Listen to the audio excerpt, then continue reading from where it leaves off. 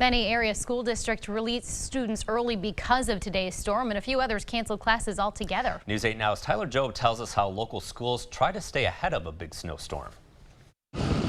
West Salem school buses departed the elementary school early as a precaution for heavy snow. While today did not count as a full snow day for most, schools spend a lot of time preparing for one. Closing school is not something that any superintendent or school leader looks forward to doing. There's a handful of things that come into making that decision. Many schools have built-in snow days on their calendars.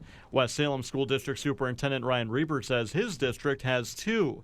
But if there are more, students and staff have to make them up during scheduled breaks. It depends on district by district. The westby-area-school-district has 3 built-in snow days. Superintendent Steve Michaels says it's partly because the district is more rural and plow drivers have more roads to cover. And so if you're way out in the sticks, it's very difficult for the roads to get cleared in time. School leaders spend a day or two in advance discussing the possibility of a snow day.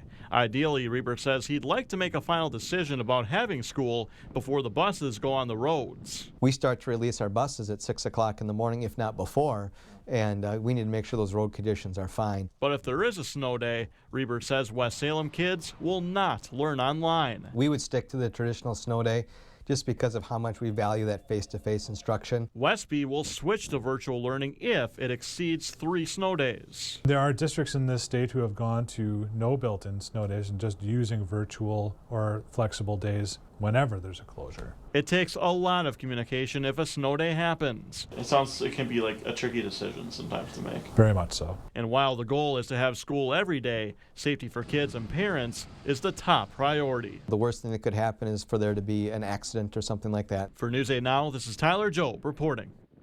And keep in mind, schools can cancel classes several days in advance if there is dangerously cold weather in the forecast.